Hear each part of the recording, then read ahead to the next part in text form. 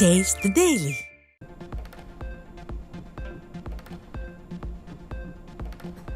பொள்ளாச்சி சட்டமன்ற தொகுதிக்குட்பட்ட விவசாயிகள், நெசவாளர்கள் மற்றும் சிறு குறு தொழில் முனைவோர்கள், உணவக உரிமையாளர்கள் உள்ளிட்ட பல்வேறு அமைப்பினருடன் அதிமுக பொதுச் செயலாளர் எடப்பாடி கே பழனிசாமி சந்திப்பு. அனைத்து தரப்பினரின் குறைகள் மற்றும் கோரிக்கைகளை கேட்டறிந்த புரட்சி தமிழர், கழக ஆட்சி அமைந்ததும் நிவர்த்தி செய்து தரப்படும் என உறுதி.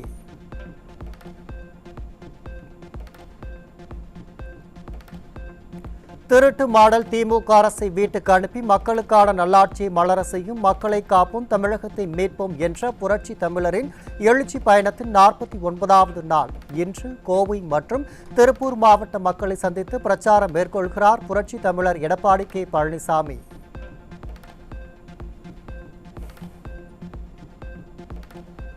இந்தியாவிலேயே கடன் வாங்குவதில் சூப்பர் முதலமைச்சர் ஸ்டாலின்.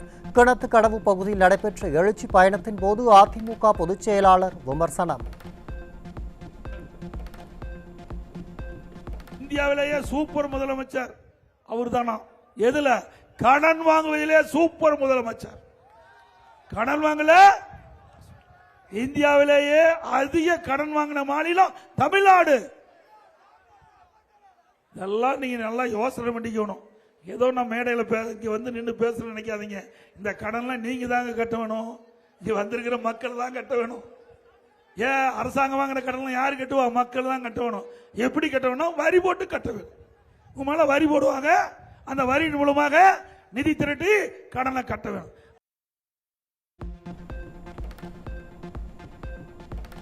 கருணாநிதி பேரன், ஸ்டாலின் மகன் என்பது தவிர்த்து உதயநிதிக்கு என்ன அடையாளம் இருக்கிறது? ஒரு உழைப்பும் இல்லாமல் துணை முதல்வர் ஆகிவிட்டார் உதயநிதி. உழைப்பவர்களுக்கு மரியாதை கொடுக்கும் கட்சி அதிமுக என எழுச்சி பயணத்தின் போது அதிமுக பொதுச் செயலாளர் பேச்சு. அவர் திரு கருணாநிதியுடைய மகன், திரு ஸ்டாலினுடைய மகன். அந்த அடையாளம் தானே, வேற என்ன அடையாளம் இருக்குது? இல்ல திமுக கட்சிக்கு போராட்டம் பண்ணாரா? ஜெயிலுக்கு போனாரா? என்ன கொடுத்த? ஒரு உழைப்பும் கொடுக்கல. திரு கருணாநிதி குடும்பத்தை அடையாளத்தை வச்சுக்கிட்டு எம்எல்ஏ ஆக்கினாங்க, மந்திரி ஆக்கினாங்க, துணை முதலமைச்சர் ஆக்கிட்டாங்க.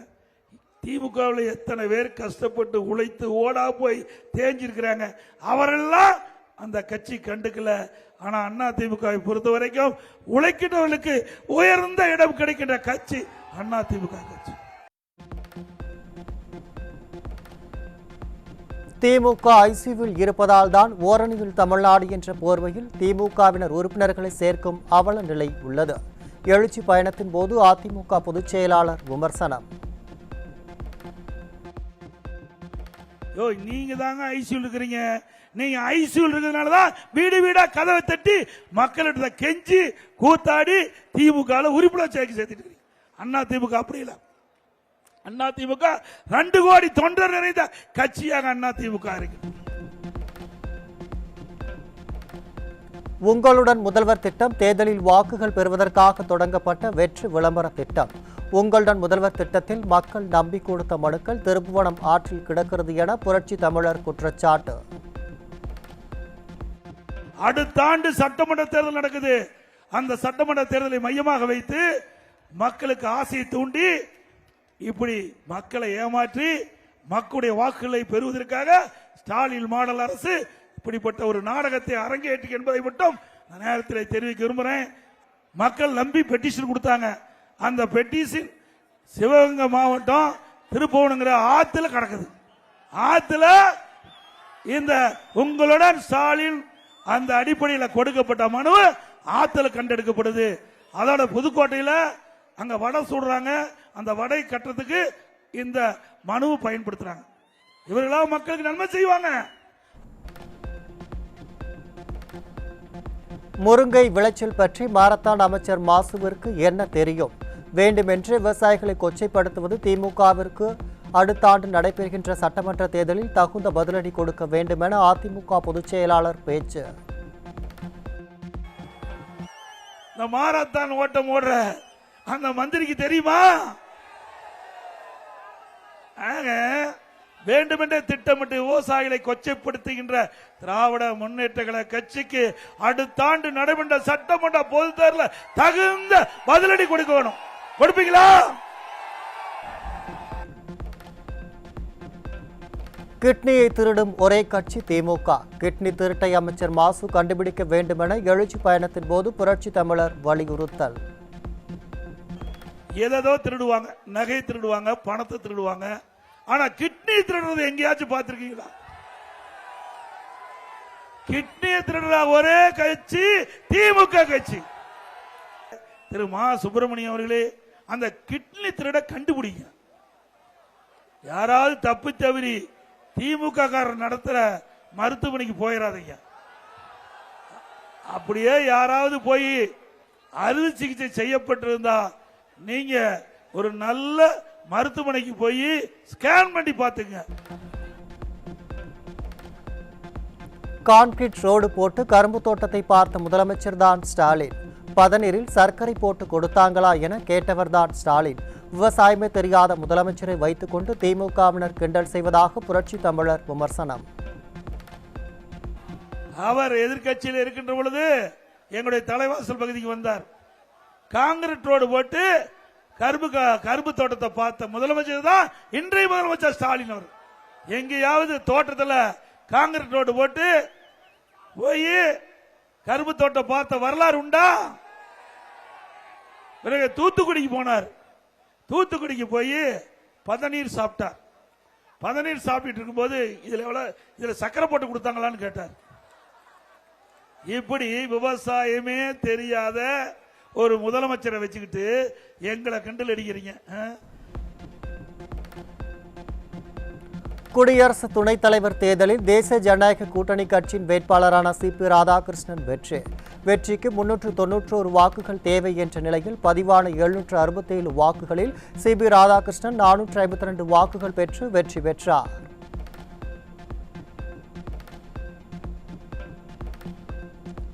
இந்தியாவின் துணை குடியரசுத் தலைவராக தேர்ந்தெடுக்கப்பட்ட சிபி ராதாகிருஷ்ணனுக்கு அதிமுக பொதுச் செயலாளர் எடப்பாடி கே பழனிசாமி வாழ்த்து. கோவையில் பிறந்த ராதாகிருஷ்ணன் அரசியல் மற்றும் சமூக சேவையில் தனித்துவமான பங்களிப்பை வழங்கியவர் என்றும் தமிழக இளைஞர்களுக்கு உத்வேகம் அளிக்கும் இவரது பயணம் நாட்டின் பெருமையை உயர்த்துவதாக எடப்பாடி கே பழனிசாமி பெருமிதம்.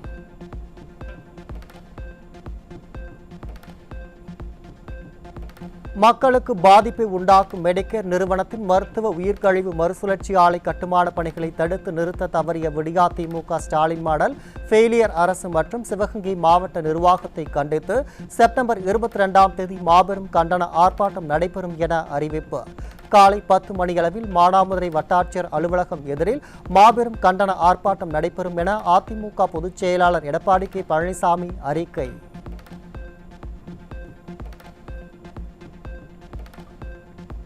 ஈரோடு புறநகர் மேற்கு மாவட்டத்தைச் சேர்ந்த கழக நிர்வாகிகள் சேலம் நெடுஞ்சாலை நகர் இல்லத்தில் அதிமுக பொதுச் செயலாளர் எடப்பாடி கே பழனிசாமியை சந்தித்து வாழ்த்து பெற்றனர். பொதுச் செயலாளருக்கு பூங்கொத்து கொடுத்து பொன்னாடை அணிவித்த நிர்வாகிகள் தொடர்ந்து சீரிய முறையில் கழக பணியாற்றுவதாகவும் உறுதி. நீட் தேர்வில் 7.5% உள் இடஒதுக்கீடு மூலம் மருத்துவம் படிப்பதற்கு வாய்ப்பு பெற்ற மாணவி சேலம் மாவட்டம் நெடுஞ்சாலை நகர் இல்லத்தில் அதிமுக பொதுச் செயலாளர் எடப்பாடி கே பழனிசாமி நேரில் சந்தித்து வாழ்த்து பெற்றார். 7.5% உள் இடஒதுக்கீட்டை ஏற்படுத்தி கொடுத்த அதிமுக பொதுச் செயலாளருக்கு மாணவி நன்றி தெரிவித்தார்.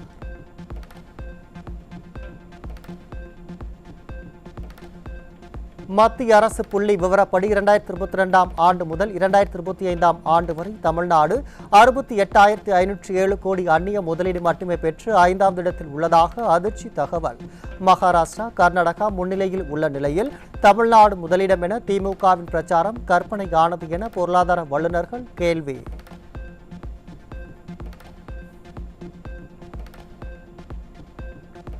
பாதுகாப்பு விவகார அமைச்சரவை குழுவுடன் ஆலோசனை நடத்திய பிரதமர் மோடி நேபாளத்தில் ஏற்பட்டுள்ள வன்முறையால் இளைஞர்களின் உயிரிழப்பு மனதை வருத்துவதாக வேதனை. நேபாளத்தின் அமைதி மற்றும் ஸ்திரத்தன்மை முக்கியம் எனவும் அனைவரும் ஒழுங்கை பராமரிக்க வேண்டும் எனவும் கேட்டுக்கொண்டார்.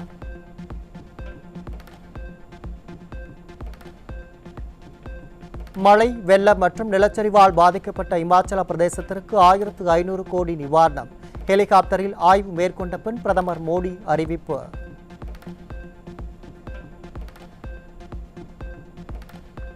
குடியரசு துணைத் தலைவர் தேர்தலில் போட்டியிட்ட தமிழரான சிபி ராதாகிருஷ்ணனுக்கு ஆதரவாக வாக்களிக்காத திமுகவை தமிழக மக்கள் ஒருபோதும் மன்னிக்க மாட்டார்கள். அதிமுக மாநிலங்களவை எம்பி தம்பிதுரை கடும் தாக்கு. திராவிட மாடல், தமிழ் பற்று, தமிழ்நாடு என்று ஸ்டாலின் அவர்கள் அடிக்கடி தன்னுடைய கருத்தை வெளிப்படுத்தி வருகிறார். புரோட்டோக்காலில் பார்த்திருந்தார், பிரைம் மினிஸ்டருக்கு மேற்பட்ட ஒரு பதவி. அப்படி ஒரு தமிழருக்கு பின்தங்கிய சமுதாயத்தை சேர்ந்தவர் கிடைக்கும் பொழுது நாம் அவருக்கு வாக்களிப்பது கடமையாக கருதியிருக்க வேண்டும். திராவிட முன்னேற்ற கழகம் தவறியது, தமிழ் மக்களும் இதை மன்னிக்க மாட்டார்கள். சென்னை மணலி புதுநகரில் திமுக மாணவரணி அமைப்பாளர் ராஜ்குமார் திருமணமான பெண்ணுக்கு பாலியல் தொந்தரவு அளித்ததாகவும் வாட்ஸ்அப் மூலம் ஆபாச வீடியோ அனுப்பியதாகவும் புகார். பாலியல் குற்றவாளிகளின் கூடாரமான திமுகவின் ராஜ்குமார் புகாரை வாபஸ் பெற கோரி பெண்ணை மிரட்டும் நிலையிலும் ஸ்டாலின் அரசின் ஏவல் துறை நடவடிக்கை எடுக்கவில்லை என குற்றச்சாட்டு.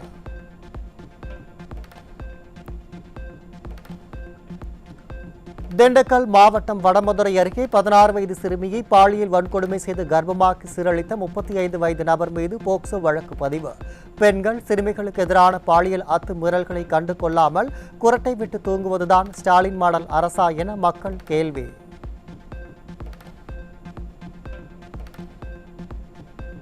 திருவாரூர் மாவட்டம் குடவாசல் அருகே 17 வயது சிறுமியை திருமணம் செய்த 24 வயது இளைஞர் போக்சோவில் பிடிபட்டார்.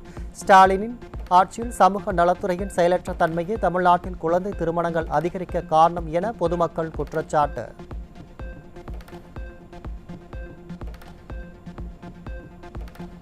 கிருஷ்ணகிரி மாவட்டம் தேன்கன்னிக்கோட்டை அருகே அரசு பள்ளி மாணவியை பாலியல் வன்கொடுமை செய்து கர்ப்பமாக்கிய ஆசிரியர் போக்சோ சட்டத்தில் சிக்கினார். பொம்மை முதல்வர் ஸ்டாலினின் செயலற்ற ஆட்சியில் பாடம் எடுக்க வேண்டிய ஆசிரியர்களே காமுகர்களாக மாறியிருப்பதால் பெண் பிள்ளைகளை பள்ளிக்கு அனுப்பவே பெற்றோர் அச்சம்.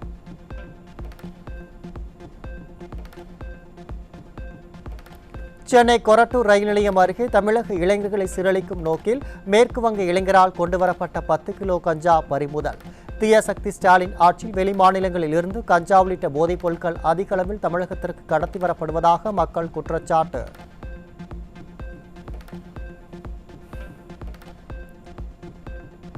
திருவள்ளூர் மாவட்டம் கும்மிடிப்பூண்டி அருகே இளைஞர்களை சீரழிக்கும் நோக்கில் கோரமண்டல் எக்ஸ்பிரஸ் ரயிலில் சர்வசாதாரணமாக குட்கா விற்பனை செய்யப்படும் வீடியோவால் மக்கள் அதிர்ச்சி. திறனற்ற ஸ்டாலின் அரசு பொறுப்பேற்றதிலிருந்து தமிழகத்தில் சட்டம் ஒழுங்கு சீர்கெட்டதால் குட்கா புழக்கம் அதிகரித்து இளைஞர்கள் சீரழிவதாக பொதுமக்கள் குற்றச்சாட்டு.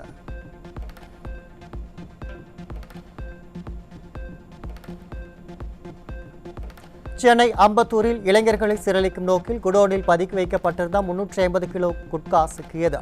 திறனற்ற ஸ்டாலின் அரசின் ஏவல் துறை சோதனை சாவடிகளில் கும்பகர்ணனை விட கொடிய தூக்கத்தில் இருந்துவிட்டு தற்போது போதைப் பொருட்களை பிடித்துவிட்டதாக விளம்பரம் தேடுவதாக மக்கள் விமர்சனம்.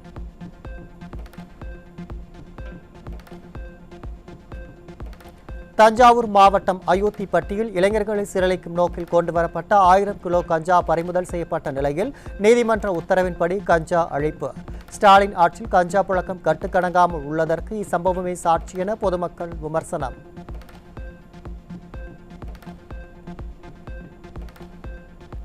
ஈரோடு மாவட்ட காவல்துறை கண்காணிப்பாளர் அலுவலக வளாகத்தில் போதையில் வந்த இளைஞர் ஒருவர் போலீசாரிடமும் பொதுமக்களிடமும் தகராறில் ஈடுபட்டதால் பரபரப்பு. தெருவுக்கு தெரு டாஸ்மாக் கடைகளை திறந்து வைத்துவிட்டு போதையின் பாதையில் செல்லாதீர்கள் என ஸ்டாலின் சொல்வது நகைப்பிற்குரியதாக உள்ளதாக பொதுமக்கள் விமர்சனம்.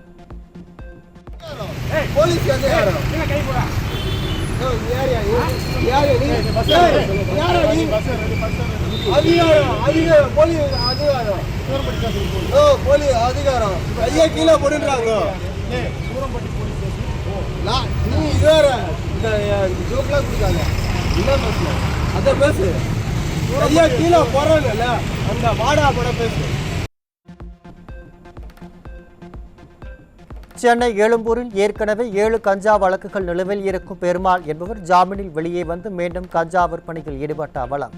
அவரிடமிருந்து சுமார் 3.5 கிலோ கஞ்சா சிக்கிய நிலையில் ஸ்டாலின் அரசின் உளவுத்துறை குற்றவாளிகளை கண்காணிக்க திணறற்று முற்றிலும் செயலிழந்து விட்டதாக மக்கள் குற்றச்சாட்டு.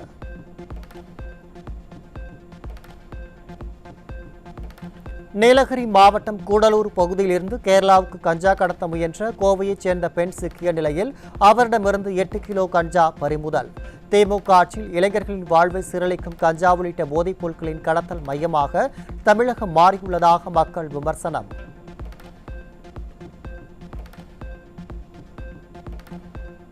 தூத்துக்குடி மாவட்டம் விளாத்திக்குளம் அருகே தடை செய்யப்பட்ட புகையிலை பொருட்களை கடத்தி வந்த 3 பேர் சிக்கிய நிலையில் 1,25,000 ரூபாய் மதிப்புள்ள புகையிலை பொருட்கள் பறிமுதல். திறனற்ற ஸ்டாலின் ஆட்சியில் போதைப் பொருட்களின் புழக்கம் கட்டுக்கடங்காமல் இருப்பதாக பொதுமக்கள் குற்றச்சாட்டு.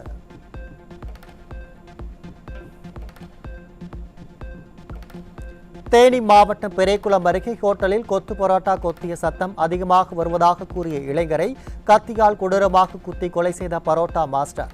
நிர்வாக திறனற்ற ஸ்டாலின் ஆட்சியில் காவல்துறை மீதான பயம் துளிக்கூட இல்லாததால் சின்னஞ்சிறு பிரச்சினைக்கு கூட கொலை செய்யும் அளவிற்கு சென்று விடுவதாக பொதுமக்கள் குற்றச்சாட்டு.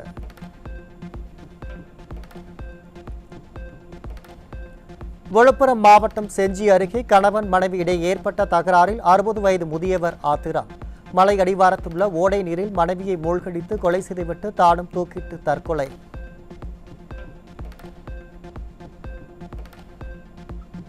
திருப்பூர் மாவட்டம் திருமுருகன் பூண்டியில் கடன் தர மறுத்ததால் ஆத்திரமடைந்த கட்டிட தொழிலாளி மது போதையில் ஓய்வு பெற்ற ஆசிரியரின் கழுத்தை அறுத்து கொலை செய்த பயங்கரம். விடியா ஸ்டாலின் ஆட்சியில் போதையின் பிடியில் சிக்கியுள்ள தமிழ்நாட்டில் பெண்களுக்கு பாதுகாப்பே இல்லை என பொதுமக்கள் ஆவேச குற்றச்சாட்டு.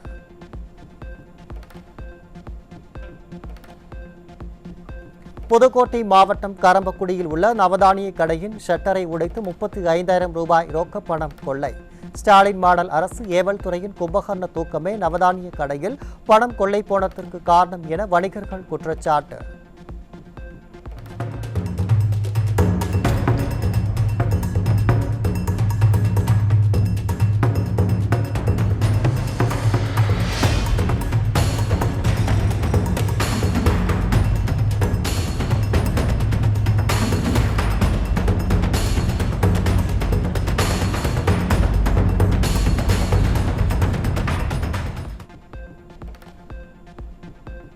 திருச்சி மாவட்டம் பொன்னம்பட்டியில் ஆயுள் மேய்த்துக் கொண்டிருந்த மூதாட்டியிடமிருந்து 2 சவரன் செயினை பறித்து சென்ற கொள்ளையர்கள்.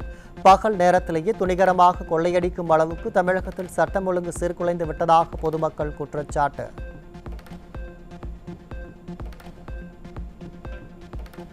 காஞ்சிபுரம் மாவட்டம் ஸ்ரீபெரும்புதூர் குண்டம் கிராமத்தில் ஸ்ரீ மூங்கிலியம்மன் கோயில் தேர் திருவிழாவில் பட்டியலின மக்கள் வசிக்கும் பகுதிக்கு தேர் கொண்டுவர வலியுறுத்தி இரு சமூகத்தினர் இடையே நடைபெற்ற வாக்குவாதம் மற்றும் தள்ளுமுள்ளுவில் 5 இளைஞர்கள் கைது. ஆன்மீக ஆட்சி, சமூக நீதி ஆட்சி என வசனம் மட்டும் பேசும் ஸ்டாலின் அரசின் உளவுத்துறை கோயில் திருவிழாக்களில் நடைபெறும் பிரச்சினைகளை கண்காணிப்பதில் தோல்வியடைந்து விட்டதாக மக்கள் குற்றச்சாட்டு.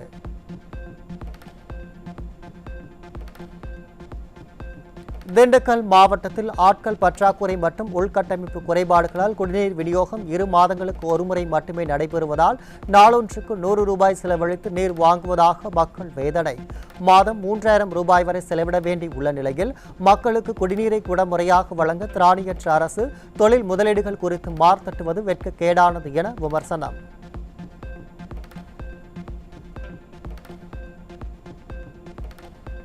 தென்காசி மாவட்டம் சங்கரன் கோவில் சங்கர நாராயணன் சுவாமி திருக்கோயிலில் உட்பிரகாரம் முழுவதும் மழைநீர் தேங்கியதால் பக்தர்கள் கடும் அவதி. திறனற்ற திமுக அரசின் அறநிலையத்துறை கோயில்களில் இருந்து மழைநீரை வெளியேற்ற நடவடிக்கை எடுக்காததால் இதுபோன்ற அவலநிலை ஏற்படுவதாக பக்தர்கள் குற்றச்சாட்டு.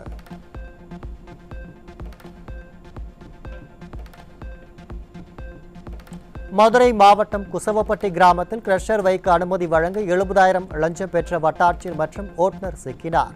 விடியா மாடல் ஸ்டாலின் ஆட்சி நிர்வாக திறமையின்மையால் அரசு அதிகாரிகள் லஞ்ச லாவண்யத்தில் மூழ்கியுள்ளதாக பொதுமக்கள் குற்றச்சாட்டு.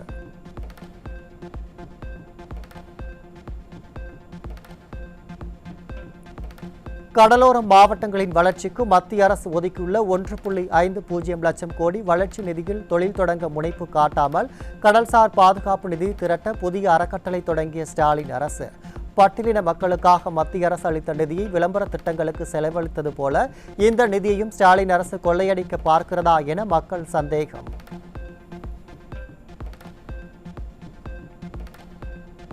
சென்னை மெரினா கடற்கரை உழைப்பாளர் சிலை முன்பு ஒன்று கூடிய சுமார் 50க்கும் மேற்பட்ட தூய்மை பணியாளர்களை தரத்தரவென இழுத்துச் சென்று வலுக்கட்டாயமாக கைது செய்து விடிய அரசின் ஏவல் துறை அராஜகம். நகரை தூய்மைப்படுத்தும் தங்களை பயங்கரவாதிகளை பிடிப்பது போல் ஈவு இரக்கமின்றி ஏவல் துறை கைது செய்ததாக தூய்மை பணியாளர்கள் குமுறல்.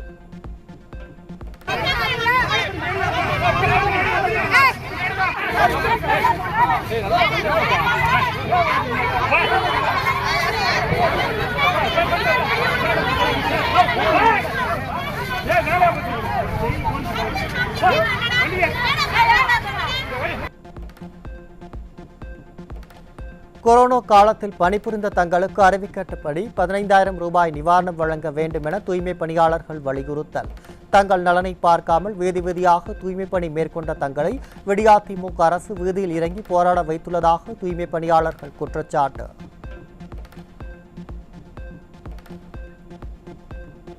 திருவள்ளூர் மாவட்டம் திருவலங்காடு அருகே நடைபெற்ற உங்களுடன் முதல்வர் திட்ட முகாமில் பொதுமக்கள் கொடுத்த மனுக்களை கீழே சிதறி கிடந்ததும் அதிகாரிகளின் காலால் மிதிப்பட்டும் கிடந்த அவலம்.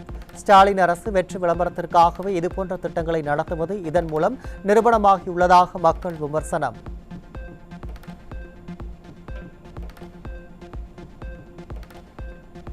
தமிழகத்தில் 2021 முதல் 2025 மார்ச் வரை லஞ்சம் வாங்கியதில் வருவாய்த்துறை முதலிடத்திலும் மின்வாரியம் 2ஆம் இடத்திலும் உள்ளதாக லஞ்ச ஒழிப்பு பிரிவின் புள்ளி விவரத்தில் அதிர்ச்சி தகவல். வருவாய்த்துறையில் தாசில்தார் முதல் தலையேறி வரை 92 பேரும், மின்வாரியத்தில் மின் இணைப்பு, பெயர் மாற்றம் போன்றவற்றிற்கு லஞ்சம் வாங்கிய 41 பேரும் சிக்கியுள்ள நிலையில் ஊழலில் உற்று கண்ணாக கருதப்படும் ஸ்டாலினின் திமுக ஆட்சியில் லஞ்ச லாவணியங்கள் பெருகியுள்ளதாக மக்கள் குற்றச்சாட்டு.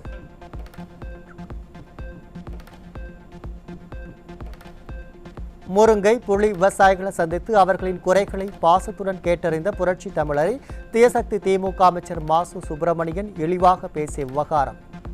மக்கள் நலனில் அக்கறையற்ற விளம்பர பிரியர் மா சுப்பிரமணியத்திற்கு மதுரை மண்ணின் மைந்தர்களான விவசாயிகள் கடும் கண்டனம்.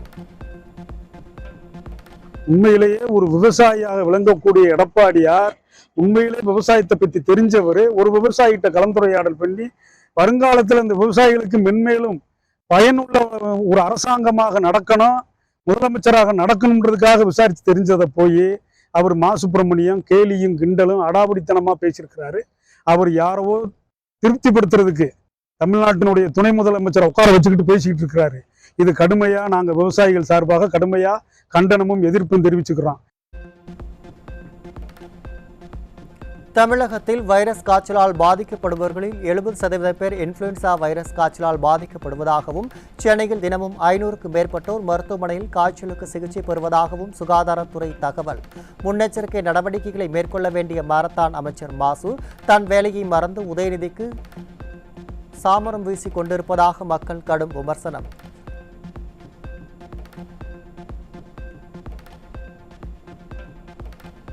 தமிழகத்தில் எம்சன் கருங்கல் ஜல்லி விலையை கட்டுப்படுத்த முடியாது என கொள்ளை மாடல் ஸ்டாலின் அரசின் கனிம வளத்துறை கைவிரித்ததால் பாமர மக்களின் வீடு கட்டும் கனவாகவே மாறும் அவலம். தமிழ்நாட்டில் இருக்கும் மலை மற்றும் பாறைகளை கொள்ளையடித்து அண்டை மாநிலத்திற்கு கடத்தி கல்லா கட்டும் திமுக அரசால் கட்டுமான பணிகளில் கடும் பொருளாதார பாதிப்பு.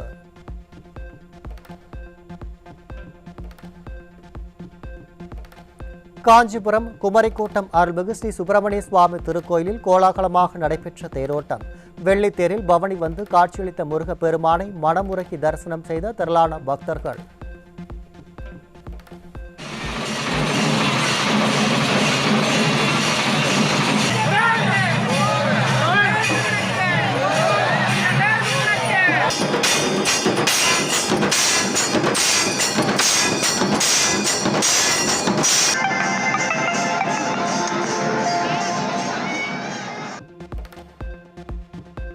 திருச்செந்தூர் வந்த தனியார் ஆம்னி பேருந்தில் 52 சவரன் தங்க நகைகள் திருடப்பட்ட சம்பவத்தால் அதிர்ச்சி.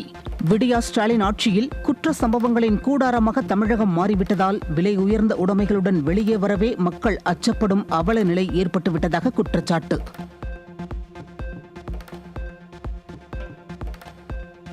நீலகிரி கூட்டுறவு தேயிலை ஆலைகளில் தொழிலாளர்கள் பெற்று வந்த தின அகவிலைப்படியை 108 ரூபாய் வரை குறைப்பதாக வந்த சுற்றறிக்கையால் மன உளைச்சலுக்கு ஆளான தொழிலாளர்கள் தங்கள் வயிற்றில் அடிப்பதையே விடிய அரசு எப்போதும் வாடிக்கையாக கொண்டுள்ளதாக தேயிலை தொழிலாளர்கள் ஆவேசம். இன்ஸ்பெக்டர் ஆஃப் ஏடிசிலிருந்து அகவிலைப்படி குறைக்கப்பட்டு 246 குறைக்கப்பட்டு வந்துள்ளதாக கூறி எங்களுடைய ஊதியத்திலிருந்து இதுவரைப்பட்ட ஊதியத்திலிருந்து 354 246 குறைத்துள்ளனர். இது எங்களுக்கு பெரும் அதிர்ச்சியை ஏற்படுத்தியுள்ளது. இந்த 246 குறைத்ததினால் தொழிலாளர் ஒவ்வொருவருக்கும் நாள் ஒன்றுக்கும் 108 ரூபாய் குறைவாக கிடைக்கிறது. இது நாங்கள் வாங்கும் ஊதியத்தில் 20% குறைவாக உள்ளது. மாதாந்திர பராமரிப்பு கட்டணம் செலுத்தியும் குடிசை மாற்று வாரிய குடியிருப்புகளை முறையாக பராமரிக்காமல் அலட்சியம் காட்டும் விடியா அரசு குப்பை கூலங்களாகவும் கழிவுநீர் தேங்கிய குட்டைகளாகவும் குடியிருக்க போதிய வசதியின்றியும் இருப்பதாக சென்னை பெரியமேடு கேபி பார்க் குடியிருப்பு வாசிகள் குற்றச்சாட்டு. ஒரே நாத்தடிக்குது, அப்படியே கீழேயே நிற்க முடியல. பசங்களும் நாத்தடிக்குதுமா, வீடை காலி பண்ணுமா. வீடும் சரி கிடையாது, ஸ்லாப் எல்லாம் ஒஞ்சி உயுது, தொட்டாலே கொட்டுது, ஒரு ஆணி அடிக்க முடியல. ரொம்ப கஷ்டமாக இருக்குது. கீழே ஒரே கலீஜாக இருக்குது. எப்போ பார்த்தாலும் அதை க்ளீன் பண்ண மாட்டுறாங்க. எத்தனை வாட்டி வேறு சொல்லின்னு தான் இருக்கிறாங்க. அப்படியே இருக்குது, சேரும் கீரும் ஒரே நாத்தடிக்குது. யாருன்னா நோட்டீஸ் வைக்க உள்ளே வந்தால் கூட நாத்தடிக்குதுன்னு வர மாட்டுறாங்க. ஃபோன் பண்ணி வெளியில் வர சொல்லி தான் நோட்டீஸ் கூட கொடுக்குறாங்க. கரூர் மாவட்டம் குளித்தலை அருகே மகிழிப்பட்டியில் விடிய அரசின் அலட்சியத்தால் காவிரி கூட்டு குடிநீர் குழாயில் உடைப்பு ஏற்பட்டு வெளியேறிய தண்ணீர் விளைநிலங்களில் புகுந்து குளம் போல் தேங்கியதால் விவசாயிகள் அவதி. பொதுமக்கள் குடிநீருக்கு அல்லாடும் நிலையில் சாலையை துண்டித்தபடி பீரிட்டு ஓடி பல லட்சம் லிட்டர் நீர் வீணாகிய அவலம்.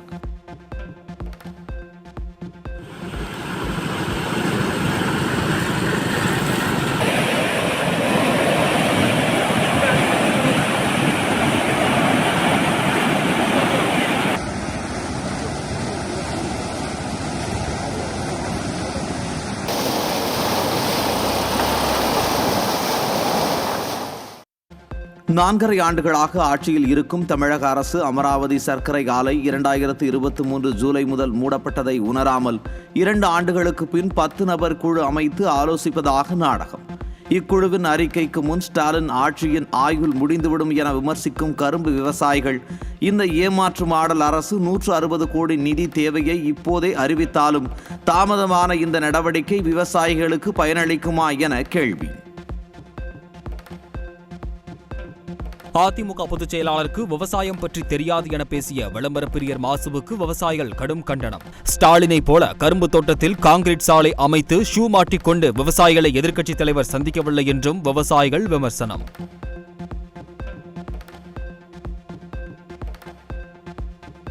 விவசாயத்துக்கு ஒண்ணுமே தெரியாத, சுகாதாரம் தெரியாத சுகாதாரத்துறை அமைச்சர் உங்க தலைவர் மு.க. ஸ்டாலின் பேரு எதிர்கட்சி தலைவர் இல்ல.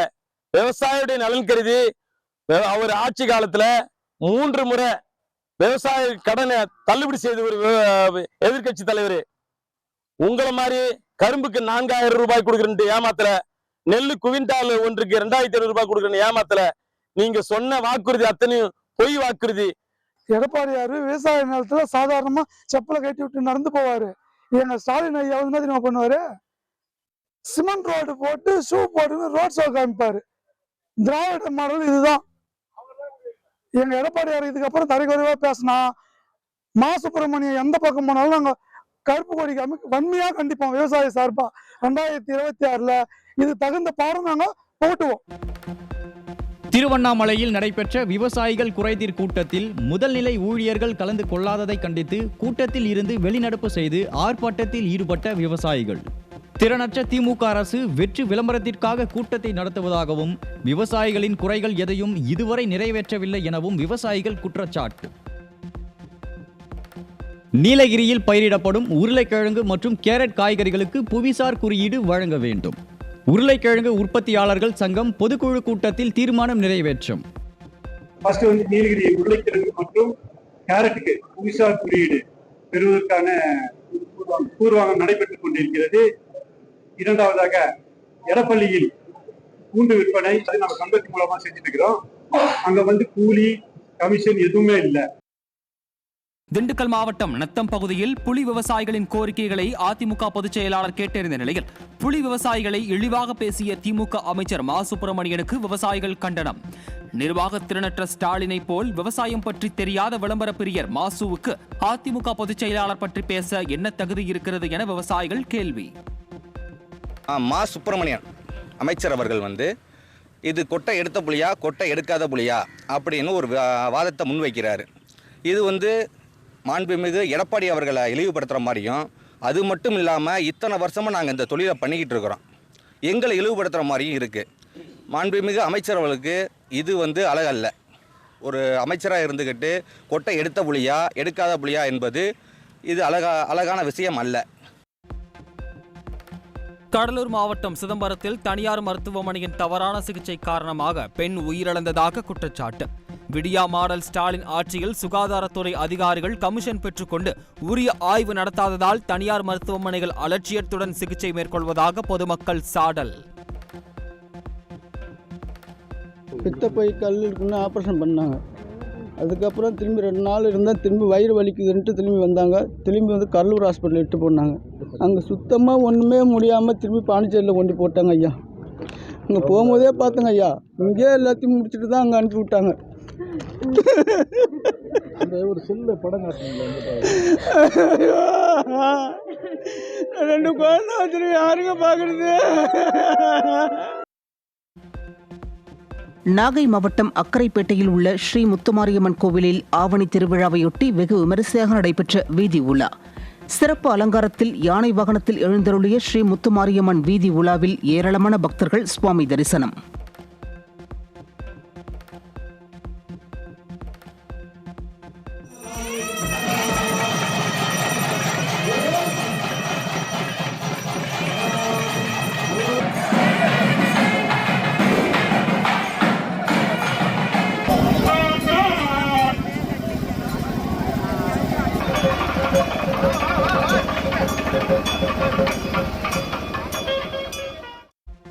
சட்டவிரோத பணப்பரிமாற்றம் தொடர்பாக சென்னை வேளச்சேரியில் தொழிலதிபர் வீட்டில் அமலாக்கத்துறை அதிகாரிகள் சோதனை. மேற்கு மாம்பலம் மற்றும் அடையாறில் உள்ள தொழிலதிபர்கள் வீடுகளிலும் அமலாக்கத்துறையினர் சோதனை. திருப்பூர், கரூர் மாவட்டங்களில் பல்வேறு பகுதிகளில் பெய்த மழையால் மக்கள் அவதி. முறையாக மழைநீர் வடிகால்களை அமைக்காமல் ஸ்டாலின் அரசு விளம்பர முகத்தில் இருப்பதால் சில மணி நேரம் பெய்த மழைக்கே சாலைகளில் மழைநீர் தேங்குவதாக குற்றச்சாட்டு.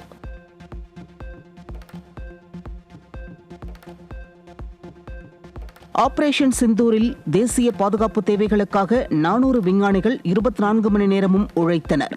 செயற்கைக்கோள்கள் மூலம் கிடைத்த தரவுகளை 24 மணி நேரமும் விஞ்ஞானிகள் வழங்கியதாக இஸ்ரோ தலைவர் நாராயணன் தகவல்.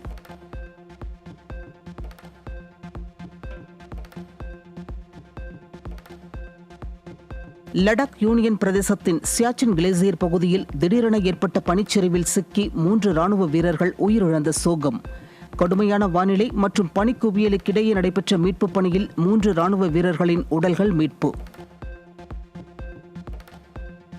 இந்தியாவிலிருந்து நேபாளம் தலைநகர் காத்மாண்டுவிற்கு இயக்கப்படும் அனைத்து பயணிகள் விமானங்களும் ரத்து செய்யப்பட்டுள்ளதாக தனியார் விமான நிறுவனங்கள் அறிவிப்பு. நேபாளத்தில் வரலாறு காணாத வகையில் வன்முறை தலை தூக்கியுள்ளதால் அந்த நாட்டிற்கு பயணம் மேற்கொள்வதை இந்தியர்கள் தவிர்க்குமாறு மத்திய அரசு அறிவுறுத்தல்.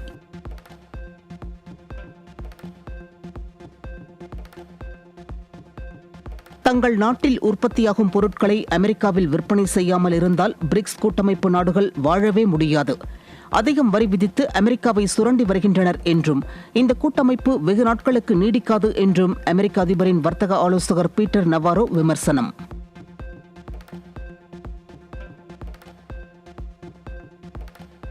கத்தார் தலைநகர் தோஹாவில் ஹமாஸ் ஆயுதக் குழுவினரின் அலுவலகத்தை குறிவைத்து இஸ்ரேல் சரமாரி தாக்குதல்.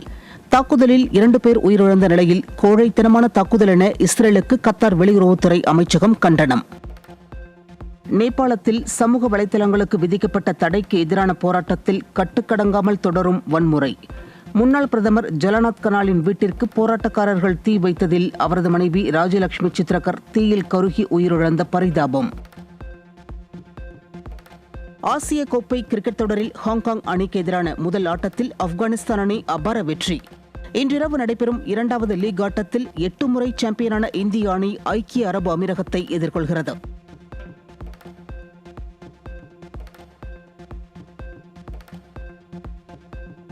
ஹாங்காங் ஓபன் பேட்மிண்டன் போட்டியில் இந்தியாவின் சாத்விக் சாய்ராஜ், சிராக் ஷெட்டி இணை 2வது சுற்றுக்கு முன்னேற்றம். ஆடவர் இரட்டையர் பிரிவில் முதல் சுற்றில் போட்டி தரவரிசையில் 8ஆம் இடத்தில் இருக்கும் சாத்விக் சிராக் இணை சீன தைப்பேவின் சியூ சியாங் சே வாங்சிலின் இணையை வீழ்த்தி அபாரம்.